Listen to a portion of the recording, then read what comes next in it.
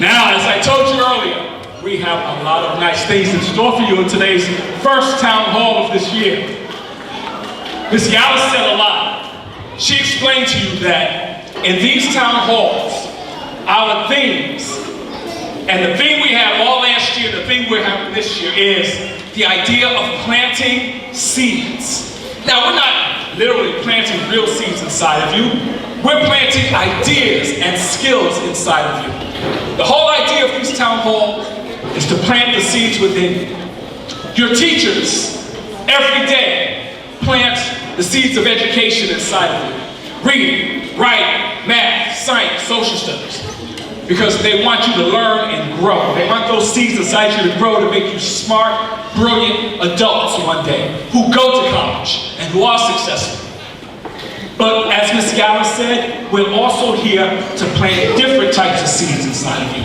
All last year, we planted the seeds of love, of compassion, of kindness, of teamwork, cooperation, tenacity, integrity. Those big words we learned last year, those words of the month that come from the book of the month that we have each month, those things, those seeds are what make you a great individual, a good person. So, if all the seeds are planted within you, one day when you grow up, not only will you be a smart person who attends college, but you'll be a good person. And that's very important, to be a good person. To be a person who's honest and true and kind. That's just as important as being, and maybe even more so than being a smart person. So, we're going to continue to plant these seeds this year.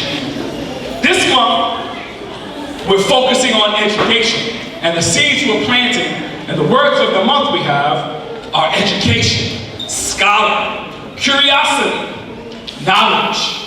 And our theme that you're going to see in the skits that we put on later are going to have to do with that. Because we want you to have it. Because within knowledge and education and curiosity comes greatness.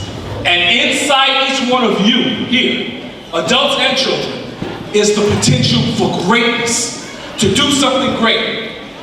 I promise you this, within each and every one of you, there is that seed of greatness that will grow one day. It's just finding out what it is. And part of it is valuing your education, taking that as something important.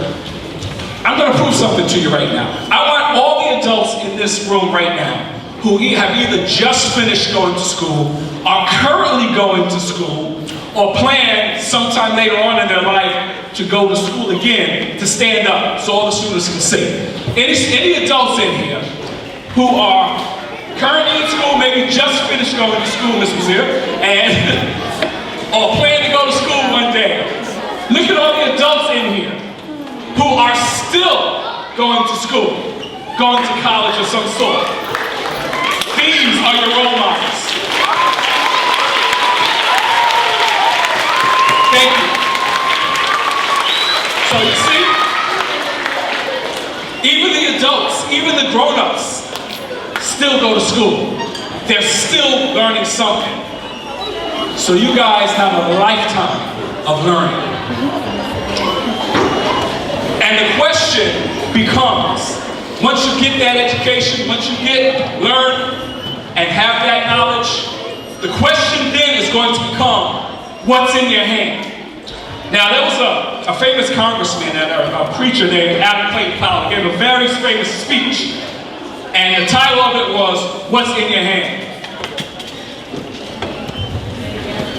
And he asked the question over and over, what's in your hand?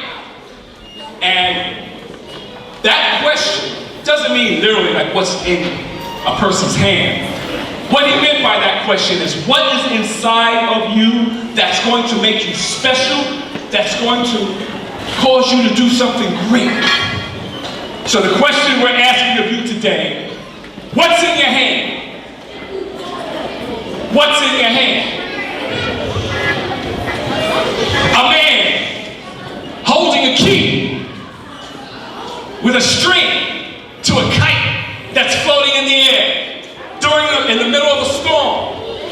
Benjamin Franklin, what's in his hand?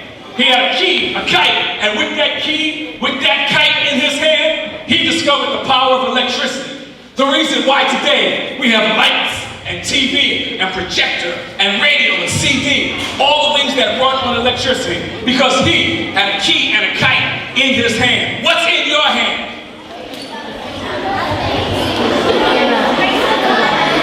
I have a sewing needle in my hand.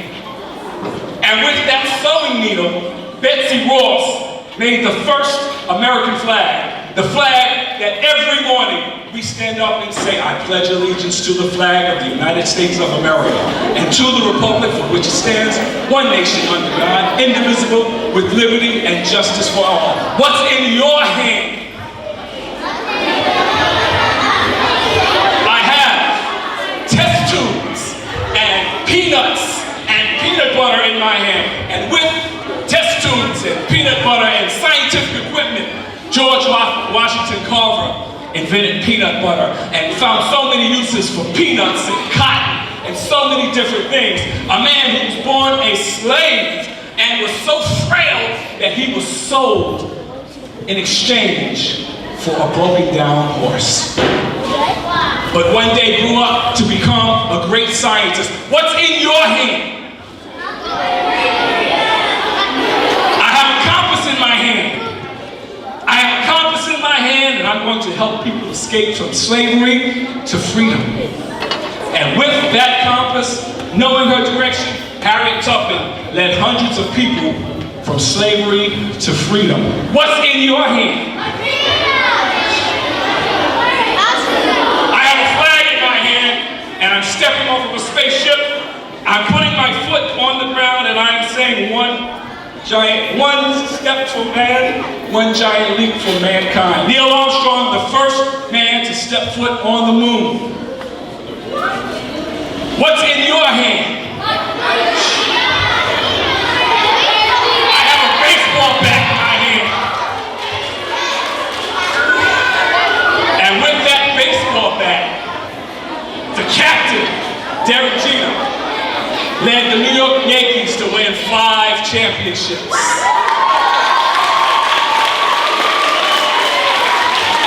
What's in your hand? I have a microphone in my hand. I have a lot of money in my hand. But with that money and power and TV show, Oprah Winfrey is able to educate a lot of people. She was able to use her money to open up schools all across the world for children who are less fortunate because of what's in her hand. But the question gets back to again, what's in your hand? Now it's your turn to find out what's in your hand, what is it that you are holding, what is it within you that's going to make you great one day, that's going to make you stand out one day, that's going to make some school someday have a presentation and have your picture up there talking about what was in your hand. So keep that in mind. What's in your hand?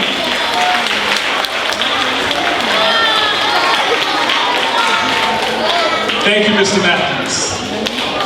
Now, we have Miss Eaglefeld's Respect for All group who are about to come up